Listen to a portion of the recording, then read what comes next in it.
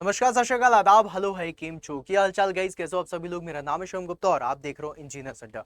Guys, आज मैं आप लोगों से बात करने वाला हूं एआई के बारे में और मैं आज आप लोगों से कुछ डिस्कशन करना चाहता हूं कि क्या आप लोगों का ये जो एआई का एग्जामिनेशन है, that is airport authority of India, क्या ये बन सकता है गेम चेंजर आप सभी एस्पिरेंट्स के लिए। देखो गाइज, अगर देखा जाए तो जी हाँ, ये गेम चेंजर बन सकता है क्योंकि इसमें जो चीज़ें आप लोगों से पूछे जाने वाली उसमें से 50% चीज़ें तो आप लोगों से बनती हैं। और रही बात 50% की, उसकी तैयारी करना बहुत ज़्यादा मुश्किल होगा नहीं आप सभी लोगों के लिए, because you all are engineers. अगर मैं बात करूं आप लोगों से फिजिक्स और मैथ्स की, फिजिक्स एंड मैथ्स की, ये फिजिक्स और मैथ्स मैं आप लोगों को तैयार करवाने वाला हूं बहुत तगड़े तरीके से। इन डेप्थ मैं आप लोगों को तैयार कराऊंगा और इतनी तगड़ी तैयारी करवा दूंगा आप लोगों की फिजिक्स और मैथ्स की, आप लोग खुद कहेंगे कि सर बस यही था जो चाहिए था। अगर मैंने इस तरीके से तैयारी कर ली तो आप लोगों से ये वाला एग्जाम तो बहुत इजी तरीके से हो जाएगा। तो अगर मैं बात करूं आप लोगों से फिजिक्स की, प्लस मैं बात करूं आप लोगों से मैथ्स की, अगर आप फिजिक्स और मैथ्स में अच्छी कमांड कर लेते हैं तो अप्रॉक्सीमेटली 50 प्लस क्वेश्चंस, और 50 प्लस क्वेश्चंस अगर आप लोगों से सही होते हैं मेरे लाल, तो 50 प्लस नंबर तो आप लोगों को यहां से मिल जाएंगे। साथ में अगर देखा जाए तो इंग्लिश लैंग्वेज में 20 मार्क्स हैं और 20 मार्क्स से अगर आप लोगों ने 18 प्लस भी ले लिए तो बहुत शानदार होगा।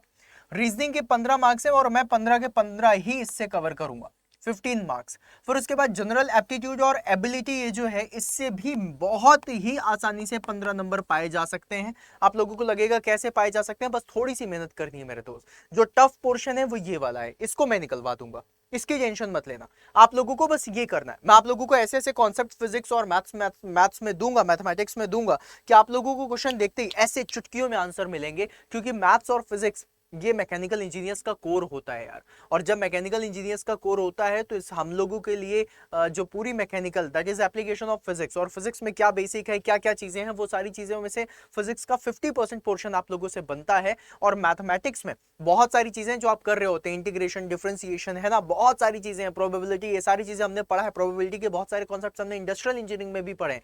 तो ये काफी कुछ आसान हो जाता है आप सभी लोगों के लिए।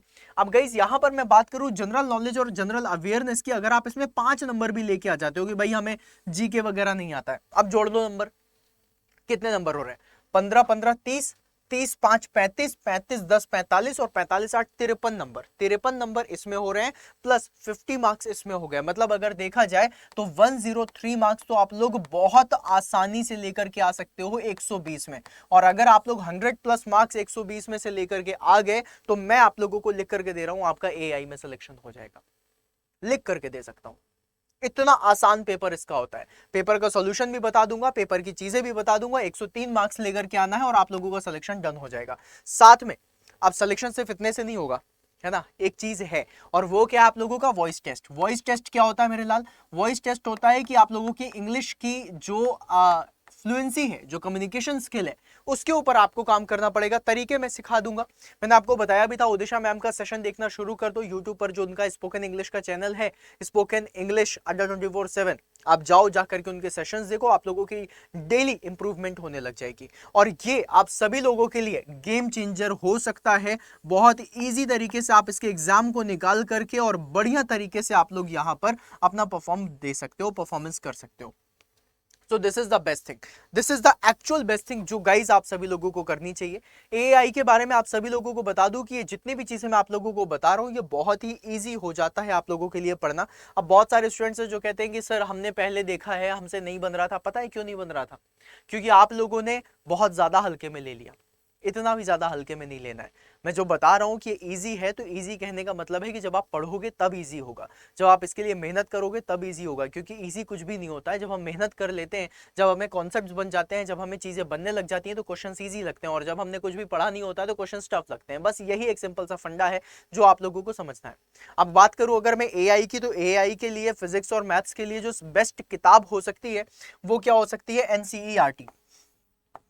एनसीईआरटी उठा लो, 11th और 12th की पढ़ना शुरू कर दो बढ़िया तरीके से। इन डेप्थ नॉलेज आपको एनसीईआरटी से मिल जाएगा। अगर कोई स्टूडेंट है कह रहा नहीं मुझे सेल्फ स्टडी ही करनी है, एनसीईआरटी उठा लो, फिजिक्स और मैथ्स के लिए कर लो। रीजनिंग के लिए तो ये सारी चीजें आपको बहुत अच्छे से आती हैं, एप्टीट्यूड वगैरह की इतनी टेंशन है नहीं। एनसीईआरटी की मैथ्स की बुक उठा लो 11th-12th की, एनसीईआरटी की फिजिक्स की बुक उठा लो 11th-12th की और बढ़िया तरीके से पढ़ डालो। और अगर लग रहा है कि मुझे किताब से भी नहीं पढ़ना है, अगर कोई पढ़ा दे, जैसे शिवम सर आप बोल रहे हैं कि फिजिक्स और मैथ्स आप पढ़ा देंगे, तो इस तरीके से कैसे पढ़ सकता हूं मैं, किस तरीके से मेहनत कर सकता हूं, उसके बारे में भी आप लोगों को बता देता हूं। गाइज अब बिल्कुल सिंपल सा फंडा है जो अभी मैं आपको बता रहा हूं, इसका स्क्रीनशॉट ले लीजिए क्योंकि ये अब मिट जाएगा, ठीक है। तो अब यहां पर मैं आप लोगों को दिखाता हूं कि किस तरीके से आप इसमें तैयारी कर सकते हैं और किस तरीके से आप इसमें पढ़ सकते हैं। तो इसके लिए गाइज आप लोग यहां पर गूगल क्रोम खोलिएगा। गूगल क्रोम खोलने के बाद यहां पर लिख दीजिएगा अड्डा 24/7। सॉल्यूशन बता रहा हूं, अच्छा लगे तो ठीक है, अगर नहीं भी अच्छा लग रहा है so it is a solution for many students जो एक्चुअली में तैयारी कर रहे हैं। और ऑल कोर्सेज में जाना, ऑल कोर्सेज में एईजे एग्जाम्स के अंदर जाना और यहां पर एयरपोर्ट अथॉरिटी ऑफ इंडिया पे आ जाना।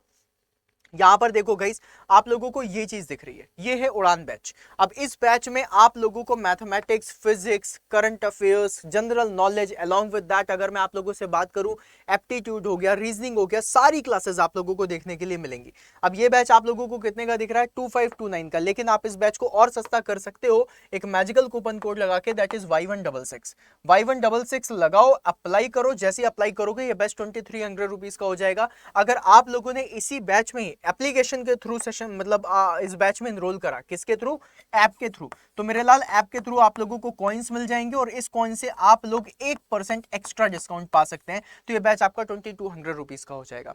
और मेरे दोस्त अगर आप लोग वर्किंग प्रोफेशनल्स हैं, अगर आप लोगों को लग रहा है कि सर हम लाइव नहीं ले सकते, तो उसके रिकॉर्डेड वीडियोस भी अवेलेबल हैं, जाओ रिकॉर्डेड देख लो, बढ़िया तरीके से रिकॉर्डेड देख लो, आराम से रात को बैठे हो, डिनर विनर करने के बाद 2 घंटे 2.5 घंटे का टाइम दे दो, ये मोर देन सफिशिएंट होगा। आप लोगों को बहुत सारी चीजें आती हैं। अगर मैं इसके सिलेबस के बारे में बात करूं, आप लोग गाइस बिलीव नहीं करोगे इसका सिलेबस कितना शानदार है, क्या क्या पूछा जा रहा है। देखो अगर मैं बात करूं फिजिक्स से, फिजिक्स राइट, तो फिजिक्स से आप लोगों से क्या क्या पूछा जा रहा है इसके बारे में आप लोगों को बताता हूं, इसको देखना। फिजिक्स में सबसे पहली चीज क्या होगी, आप लोगों से पूछा जाएगा units and measurements. Units and measurements कितना सिंपल है यार। डायमेंशनल फॉर्मूला आप लोगों से पूछा जाएगा, आप लोगों से पूछा जाएगा हीट एंड थर्मोडायनेमिक्स।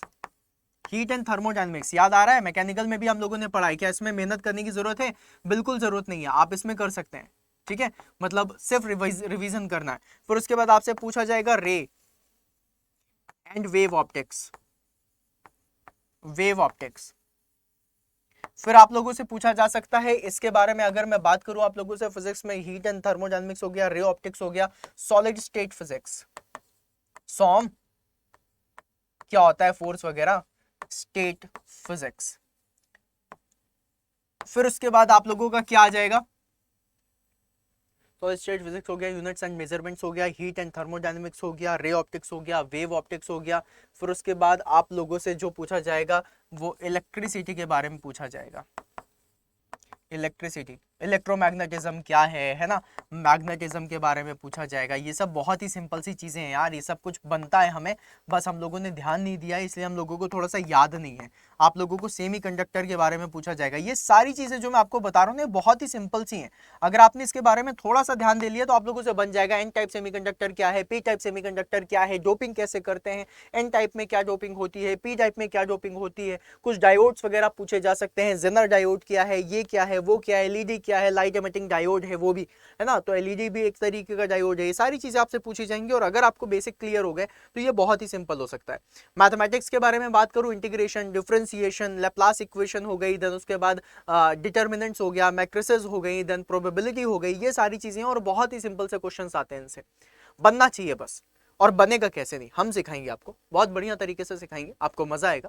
और ये सारी चीजें आप कहाँ पे पाएंगे, उड़ान बैच में, जिसके बारे में मैंने अभी आप लोगों को बताया। This is the batch. अगर आप इस बैच में खुद को एनरोल करते हैं, बढ़िया तरीके से तैयारी करिए और जबरदस्त वाला एक रिजल्ट लेकर के आइए। यूज करिएगा कोड 5166 जिससे आपको मैक्सिमम डिस्काउंट होगा। इवन अड्डा के आप किसी भी बैच में चले जाइए, किसी भी बैच को परचेज करना हो, सिर्फ एक कोड याद रखिएगा 5166, इससे आपको मैक्सिमम डिस्काउंट भी मिल जाएगा और बढ़िया तरीके से तैयारी कर सकते हो। और हाँ, अगर आपसे कोई क्वेश्चन पूछे क्या AAI that is airport authority of India में जो एयर ट्रैफिक कंट्रोल है, क्या उसमें जूनियर एग्जीक्यूटिव का एग्जाम निकालना गेम चेंजर हो सकता है, यस हो सकता है, उसको हम बिल्कुल निकाल सकते हैं इजी तरीके से पढ़ाई करते हुए।